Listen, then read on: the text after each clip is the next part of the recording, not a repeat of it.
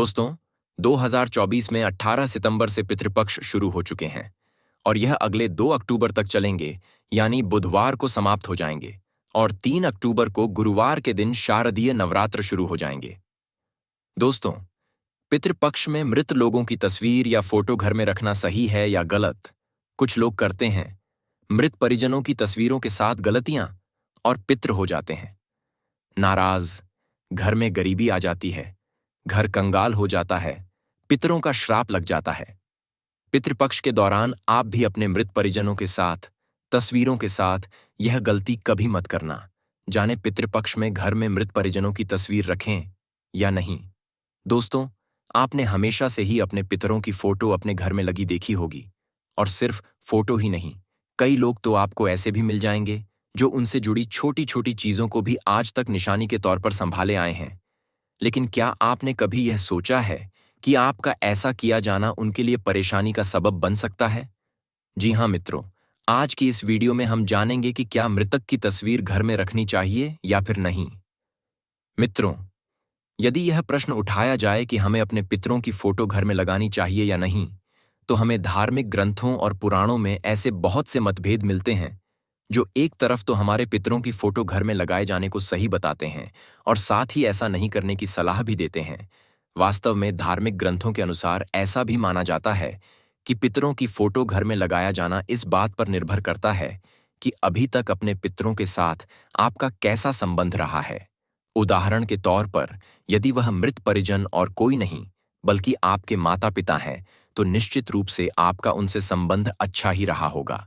और ऐसे में यदि आप उन्हें हर अच्छे और बुरे समय में याद कर रहे हैं, तो ऐसा किया जाना कहीं से भी गलत प्रतीत नहीं होता, क्योंकि ऐसा करके आप एक तरीके से मरने के बाद भी उनसे जुड़े हुए हैं। और आपको बता दें कि यह पितृ ही हैं जो आपकी रक्षा करते हैं, आपकी सहायता करते हैं और आपको होनी अनहोनी से बचाते हैं, आपको सचेत भी करते हैं और आपके सपनों में आकर भविष्य में होने वाले कार्यों के बारे में भी बताते हैं। यह कहना गलत नहीं होगा। क्या आपके पूर्वाभास की शक्ति को मजबूत बनाने में काफी हद तक आपके पितरों का ही महत्वपूर्ण योगदान होता है? आप इसे कुछ ऐसे समझ सकते हैं, यदि आपके साथ कुछ बुरा होने वाला है, तो पितृ आपको चेताने के लिए वह विचार आपके दिमाग में डाल देते हैं। ऐसे में यदि हम उनकी फोटो घर में लगाते हैं, उनकी तस्वीरों पर माला चढ़ाते हैं और उनकी फोटो के आगे धूप अगरबत्ती करते हैं, दीपक जलते हैं, तो इसको गलत नहीं माना जाना चाहिए।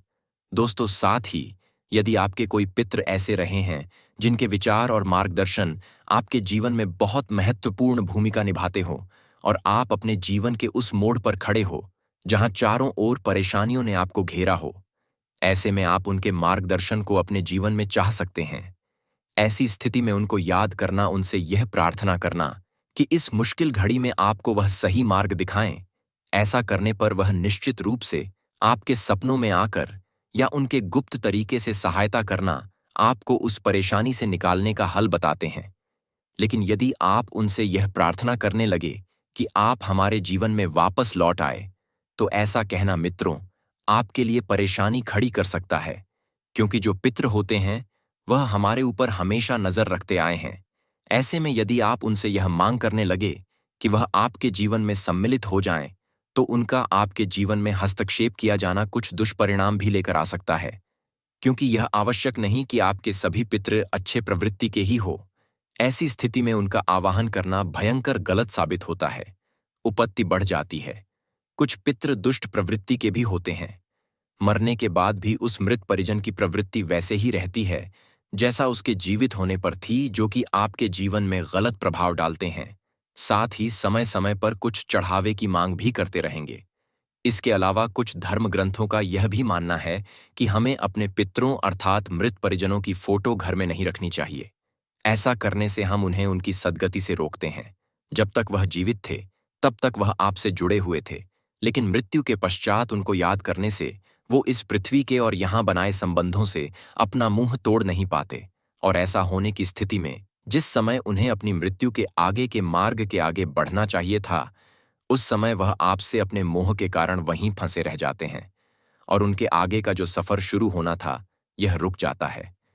इसीलिए आपका यह समझना आवश्यक है कि हमारा हर समय उनके विचारों में खोए रहना उनको कहीं ना कहीं तकलीफ ही पहुंचाता है।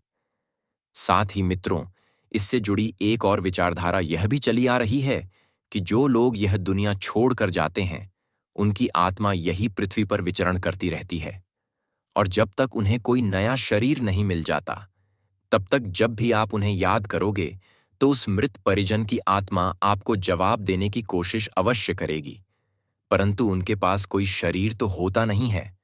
तब अपनी बात को आप तक न पहुंचा पाने के कारण वह असमर्थ आत्मा बेचैन होकर इस पृथ्वी लोक में घूमती रहती है और उन्हें शांति नहीं मिल पाती। मित्रों, यह नहीं कह रहे कि आपका जिनसे इतना अच्छा संबंध रहा हो, आप उन्हें एकदम भूल जाएं या उनकी एक भी तस्वीर अपने पास से ना रखें, बल्कि हम आपको कुछ ऐसे उपाय बता रहे हैं जिनके माध्यम से आप अपने पितरों को बिना कोई नुकसान पहुंचाए या बिना उनसे प्रभावित हुए उनकी फोटो अपने पास रख सकते हैं। वास्तुशास्त्र में हमें ऐसी कुछ जगहों के बारे में बताया गया है जहां हम अपने पितरों की फोटो को बिना किसी आपत्ति के लगा सकते हैं। साथ ही कुछ ऐसी जगहों के बारे में भी बताया गया है जहां पितरों की फोटो लगाने से आपके लिए अशुभ हो सकता है। आइए पहले जानते हैं उन स्थानों के बारे में जहां हमें भूले से भी अपने पितरों की फोटो नहीं लगानी चाहिए। अक्सर हम में से बहुत से लोग यह गलती करते हैं कि जब वे भगवान की तस्वीर लगाते हैं तो साथ ही में अपने पूर्वजों की तस्वीर भी लगा देते हैं।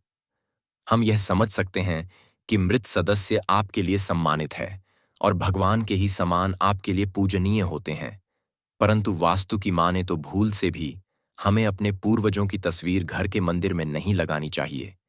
यदि आप तो पूजा घर में अपने मृत परिवार के सदस्यों की फोटो लगाते हैं, तो इससे आप सीधे सीधे अपने दुर्भाग्य और दुख को अपने घर निमंत्रण दे रहे हैं। हिंदू धर्म के अनुसार जब इंसान मरता है, तब उसकी आत्मा उसका शरीर छोड़कर दूसरे के शरीर में चली जाती है, क्योंकि हिंदू धर्म के मुताबिक हिंदू सिर्फ आत्मा की पूजा करते हैं, शरीर की नहीं। इसीलिए शरीर का दाह संस्कार कर दिया जाता है। यदि भगवान के साथ मृत व्यक्ति की पूजा होती है तो उसे भगवान की निंदा ही माना जाता है। साथ ही यह भी मित्रों बताया गया है कि मृत लोगों की तस्वीरें ब्रह्म यानी कि घर के मध्य भाग में नहीं लगानी चाहिए। इससे समाज में आपके मान सम्मान में हानि हो सकती है। इसके अतिरिक्त अपने पितरों की फोटो घर में कभी भी उस स्थान पर नहीं लगानी चाहिए जहां आते जाते समय आपकी नजर पड़े, और इसी के साथ उनकी फोटो को पश्चिम या फिर दक्षिण दिशा में लगाने से भी बचना चाहिए, क्योंकि भूले से भी ऐसा किए जाने पर आपकी संपत्ति में हानि का कारण बन सकते हैं। यही नहीं, वास्तुशास्त्र के अनुसार पितरों की तस्वीरों को लटकाना या फिर झूलना भी सही नहीं माना गया। मान्यता है कि इससे व्यक्ति का जीवन भी लटकता और झूलता रहता है। ध्यान रहे कि कभी भी पूर्वजों की एक से अधिक तस्वीरें नहीं होनी चाहिए और उन पर कभी अतिथि की नजर ना पड़े। ऐसा करने से घर में नकारात्मकता आ सकती है। मित्रों, यह तो थी वह जगह जहां आप अपने पितरों की फोटो नहीं लगा सकते। आइए अब आपको उन जगहों के बारे में बताते हैं जहां पितरों की फोटो लगाने से आपको कोई नुकसान नहीं होता, बल्कि आपके जीवन और घर परिवार में सुख समृद्धि आती है। वास्तु के अनुसार यदि घर में पूजा पाठ का स्थान ईशान कोण अर्थात उत्तर पूर्व दिशा में है, तो आप पितरों की तस्वीर को पूर्व में लगा सकते हैं। वहीं यदि पूजा स्थल पूर्व दिशा में हो तो तस्वीर ईशान में लगा सकते हैं। यदि किसी कमरे में पूर्वजों की तस्वीरें लगा रहे हैं तो उत्तर दिशा की दीवार पर लगा सकते हैं, जिससे पूर्वजों का चेहरा हमेशा दक्षिण की ओर रहेगा। हालांकि यह तथ्य भी सामने आता है कि आप अपने पूर्वजों की तस्वीर घर की दक्षिण दीवार पर लगाएं। मित्रों, आप जब भी यह तस्वीर लगाएं तो एक बात का हमेशा ध्यान रखें कि तस्वीर के नीचे किसी लकड़ी के गत्ते का सपोर्ट लगाना चाहिए, जिससे तस्वीर लटकी हुई या फिर झूलती हुई नजर ना आए। पूर्वजों का चित्र सिर्फ आपके देखने के लिए है, किसी दूसरे के लिए नहीं। अतः उसे उस स्थान पर ही लगाए जहां किसी अतिथि की नजरें ना पड़े। आप भी उन्हें प्रतिदिन ना देखें तो ही अच्छा है। यह सही है कि आपकी भावनाओं उनसे जुड़ी है, लेकिन उन्हें प्रतिदिन याद करने से आपके भविष्य पर इसका बुरा असर होगा। मान्यता है कि हर वक्त पूर्वजों को याद करते रहने से मन में उदासी और निराशा की भावना का विकास होता है। इसलिए उत्तर दिशा में पूर्वजों की तस्वीर आप लगा सकते हैं। इससे आपको सुख समृद्धि की प्राप्ति होगी। और जितनी बारें इस वीडियो में बताई गई है, उन्हें भी आप विचार में रखें दोस्तों। अब जानते हैं कुछ चमत्कारी वृक्षों के बारे में। जी हाँ दोस्तों, वो वृक्ष जिनसे कुछ भी पाया जा सकता है, खासकर पितृपक्ष में। बड़े ही चमत्कारी होते हैं ये वृक्ष। और ऐसे में क्या आप जानते हैं कि पितृ से कुछ भी मांगा जा सकता है? जैसे कि अगर आपके जीवन में कष्ट है, दुख है और बहुत गरीबी का सामना आपको करना पड़ रहा है, तो पितृपक्ष में कुछ वृक्ष ऐसे होते हैं जिनमें स्वयं दिव्य शक्तियों का वास हो जाता है। और इन वृक्षों की सहायता से बड़े काम भी करवाए जा सकते हैं और काफी सारी सिद्धियां भी पाई जा सकती हैं। आज हम इसी पे चर्चा करने वाले हैं कि पितृपक्ष में आसमान से किस प्रकार की शक्तियां बरसती है और इन शक्तियों को अपने घर में कैसे भरे, कैसे इनसे अपना कल्याण करे। पितृदोष अगर जीवन में हो जाए तो भयंकर मृत्युदंड का सामना करना पड़ता है। और यह मृत्युदंड ऐसा होता है जिसमें मृत्यु तो मिलती नहीं है, पर गरीबी, दुख, कष्ट और दर्द सब कुछ मिलता है। और आजकल करोड़ों की आबादी इसी से परेशान है। तो आइए आज मुख्य पॉइंट्स को जान लेते हैं। आज मैं बताऊंगा कि भयंकर से भयंकर पितृदोष सिर्फ 5 मिनट में कैसे समाप्त हो सकता है और पितृदोष के क्या कारण है, कैसे बनता है, अगर पितृदोष उत्पन्न हो गया है तो उसके क्या लक्षण हैं, हम कैसे पहचानेंगे उसे कि हमारे ऊपर पितृदोष है और उसका निवारण का उपाय क्या है। इन सभी बिंदुओं पर चर्चा करूंगा। चर्चा करने से पहले मेरा निवेदन है कि अगर आप लोग चैनल पर पहली बार विजिट कर रहे हैं तो कृपया स्पिरिचुअल ट्री चैनल को सब्सक्राइब कर लीजिएगा, बेल आइकन को प्रेस कर दें, उसे ऑल पर सेट कर लें ताकि आने वाली हर वीडियो का नोटिफिकेशन आपको समय से प्राप्त हो जाए। तो मित्रों, आज की यह वीडियो बड़ी ही उपयोगी साबित होगी आपके लिए, ऐसा मेरा विश्वास है। इसलिए इस वीडियो को आप शुरू से आखिर तक देखना, इसे बीच में स्किप मत करना। क्रयुकी अधूरा ज्ञान घातक है, खतरनाक है दोस्तों। इस वीडियो में बताई गई चीजें बड़ी महत्वपूर्ण होंगी। आपको दर दर भटकने की कोशिश नहीं करनी पड़ेगी, भटकना ही नहीं पड़ेगा और आपका पितृदोष आप स्वयं समाप्त कर सकते हैं। तो चलिए बात शुरू करते हैं। तो मित्रों, जो पितृदोष है, जैसा कि नाम से है स्पष्ट, पितृदोष क्या होता है और यह इसका कारण क्या है, यह बन कैसे जाता है, पितृदोष हमारे ऊपर लग कैसे जाता है। देखिए, जो भी हमारे पूर्वज हैं जो अब इस संसार में नहीं है, वह पितृलोक में होते हैं या उनको कहीं जन्म मिल गया होता है, इससे कोई फर्क नहीं पड़ता। तो यदि हम कोई ऐसा कार्य करते हैं जो हमारे पितरों को पसंद नहीं है, जैसे हमारे पितृलोक जो है वह सात्विकी प्रवृत्ति के थे और हम नशा पानी करते हैं, हम मांसाहार करते हैं, इससे हमारे पितरों को बड़ी परेशानी होती है और हमें यह दोष लग जाता है। यदि हम किसी बुजुर्ग का अपमान करते हैं, किसी संत महात्मा को सताते हैं, किसी गरीब को सताते हैं, तो इन स्थितियों में भी पितृदोष उत्पन्न हो जाता है। ठीक है, अब बात करते हैं कि पितृदोष के लक्षण क्या हैं। तो मैं आपको बता दूं, जरा सी बात पर घर में अशांति पैदा हो जाती है, लड़ाई झगड़ा शुरू हो जाता है, साफ सफाई को लेकर के ही घर में झगड़े शुरू हो जाते हैं। कोई वजह नहीं होती विशेष, लेकिन झगड़े शुरू हो जाते हैं।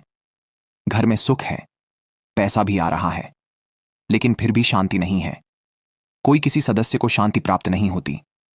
अगला लक्षण यह है कि हमारे शादी विवाह में अड़चन शुरू हो जाती है, शादी विवाह में देरी होती है और यहां तक कि हमारी वंश वृद्धि भी रुक जाती है। तो यह लक्षण भी हमारे पितृदोष के कारण ही पैदा होता है। हमारा चलता हुआ व्यापार रुक जाता है, नौकरी में समस्याएं आने लगती हैं, प्रमोशन में रुकावट आ जाती है, यह भी पितृदोष के कारण होता है। हम कोई काम करते हैं तो गलत निर्णय ले लेते हैं, जिसकी वजह से वह हमारा कार्य सफल नहीं हो पाता। उल्टे सीधे हमारे निर्णय होते हैं, हमारी बुद्धि सही काम नहीं करती, यह पितृदोष के कारण होता है। और एक सबसे सटीक उपाय में आपको लक्षण में आपको बता दूं कि जब आप शाम को भोजन इत्यादि करके सो जाते हैं तो घंटे 1.5 घंटे के बाद आपकी नींद अचानक खुल जाएगी। उस समय आपको बड़ी तेज प्यास लगती है या फिर भूख लगती है। तो इससे यह साबित होता है कि हमारे पितृ भूखे प्यासे हैं। तो अब हमारा क्या फर्ज है कि जिन लोगों की संपत्ति पर हमने संपत्ति को ग्रहण किया और उसका फायदा उठा रहे हैं, तो हमारा अपना भी कुछ फर्ज है उन हमारे पूर्वजों के प्रति कि हम उनके लिए भी कुछ करें। तो अगर हमारे पितृ भूख प्यासे हैं तो रात को हमारी नींद खुलेगी और फिर जल्दी नींद नहीं आएगी, 3-4 बजे के बाद में ही नींद आएगी। तो अगर ऐसा लक्षण दिखाई दे रहा है तो मैं आपको एक उपाय बता रहा हूं, करने में कोई हर्ज नहीं है, कुछ पैसा खर्च नहीं होता, विशेष आपको करना भी इसमें कुछ नहीं है। आप जब भी किसी तीर्थ स्थल पर जाते हैं, किसी नदी में स्नान करते हैं, किसी सरोवर में स्नान करते हैं, किसी पवित्र तीर्थ में स्नान करते हैं, तो उस समय आप अपनी अंजलि में जल भर लें और जल अपने पितरों के निमित्त विसर्जित करें, अपने दोनों कुलों के लिए। पितृपक्ष, वो पितृपक्ष और मातृपक्ष, दोनों के लिए आप करें। तो इससे क्या होगा कि आप अगर ऐसा करना शुरू कर देते हैं तो आप देखना कि अगर एक बार आप सो गए शाम को तो सुबह ही आपकी आंख खुलेगी। ये बड़ा प्रैक्टिकल प्रयोग है, इसको करके देख लीजिए। आपको इंतजार करने की जरूरत नहीं है, और प्रैक्टिकल में आपका खर्च भी क्या होता है, तो आप करिए, इसको करके देखिए। उन्हें जल दीजिए पवित्र तीर्थ में जाकर, कि जब भी आप स्नान करते हैं तो उन्हें जल दीजिए और देखिए कि आपकी नींद पर क्या असर पड़ता है। आपकी बुद्धि संतुष्ट हो जाएगी, संतुलित हो जाएगी। आपको नींद के लिए गोलियां नहीं खानी पड़ेंगी। ठीक है, अब बात करते हैं। अगर पितृदोष है तो एक तो का उपाय जो मैंने अभी बताया आपको। दूसरा उपाय यह है कि संसार में 3 ऐसे वृक्ष हैं जिनमें पितरों का निवास माना जाता है, और उनमें अगर हम जल देते हैं तो हमारे पितृ संतुष्ट हो जाते हैं, शांत हो जाते हैं, हमसे खुश हो जाते हैं, हमें आशीर्वाद देते हैं। तो वो कौन से हैं? एक तो है वट का वृक्ष, बरगद का वृक्ष जिसको बोला जाता है, दूसरा है पीपल का वृक्ष, और तीसरा है वेल का वृक्ष। इन तीनों में से किसी भी एक वृक्ष पर अगर हम दूध मिश्रित, कच्चा दूध होना चाहिए, दूध मिश्रित जल चढ़ाते हैं तो आप देखेंगे कि बहुत जल्दी परिस्थितियां आपकी बदल जाएंगी। बेल वृक्ष तो बहुत ही पवित्र वृक्ष माना जाता है। बेलपत्र ना भगवान शिव की पूजा भी अधूरी रहती है, ऐसी हमारी मान्यता है, हमारे शास्त्रों की मान्यता है। ये जो बेल वृक्ष है ना, वह माता पार्वती के आंसुओं से प्रकट होता है। आंसू गिरे, उससे बेल का वृक्ष पैदा हुआ। अब यह जो माता पार्वती है वह मैनावती की पुत्री हैं, और जो मैनावती है और वो जो है पितृ हैं, उनके जो राजा है अर्यमा पितृ है। और जब भी हम जो माता पार्वती के आंसू से निकले वृक्ष पर जल चढ़ाते हैं तो सभी पितरों का हमें आशीर्वाद प्राप्त होता है। यह प्रयोग कभी खाली नहीं जाता, करके देखिए। अगला उपाय यह है कि जहां पर हमारा किचन होता है और वहां पर एक मटका रखा होता था पहले पानी का, आज वो व्यवस्था नहीं रही, तो जिस पात्र में भी वह जल रखा हो, बाल्टी में रखा हो, डिब्बे में रखा हो, मटकी में रखा हो, किसी में भी रखा हो, वहां से आप एक लोटा जल भरिए और ले जाकर कि भगवान शिव के शिवलिंग पर आप अर्पित कर दीजिए। भगवान शिव का अभिषेक कर दीजिए। उससे हमारे पितृ सभी संतुष्ट हो जाएंगे, चाहे वह मातृपक्ष के हों और चाहे वह पितृपक्ष के हों। यह प्रयोग है, अगर आप इनका प्रयोग कर लेते हो तो आप देखना कि आपके पितृ कितनी जल्दी संतुष्ट होते हैं, और साथ ही साथ आपकी जो परेशानियां हैं, जो आए दिन जिन परेशानियों से आप त्रस्त रहते हैं, वह परेशानियां आपकी दूर होती चली जाएंगी। कोई कारण नहीं बचता कि आपको पितरों के लिए अलग से कोई व्यवस्था करनी पड़े। लेकिन यदि हो सकता है तो जब भी पितृपक्ष आए, जो कुवार के महीने में आते हैं, तो पितृपक्ष जो 15 दिन का होता है उसमें आप जो है उनका श्राद्ध करें, उनका तर्पण करें, ब्राह्मणों को भोजन कराएं। इससे हमारे पितृ तृप्त हो जाते हैं। इन पितृपक्ष में जो भी हम कार्य करते हैं उससे हमारे पितृ 1 वर्ष तक तृप्त रहते हैं और हमारे ऊपर उनका आशीर्वाद बना रहता है। तो आशा करता हूं कि यह जो जानकारी मैंने आपको दी है उपयोगी साबित हुई होगी। अगर आपको जरा भी अच्छी लगी हो तो इस वीडियो को लाइक करें, मित्रों में अधिक से अधिक शेयर कर दें, जिससे उन लोगों को भी इसकी जानकारी मिल जाए और आपको पुण्य की प्राप्ति हो। आज के लिए बस इतना ही, चलता हूं। मिलूंगा अगले वीडियो में नई जानकारी के साथ। तब तक के लिए ओम नमः शिवाय।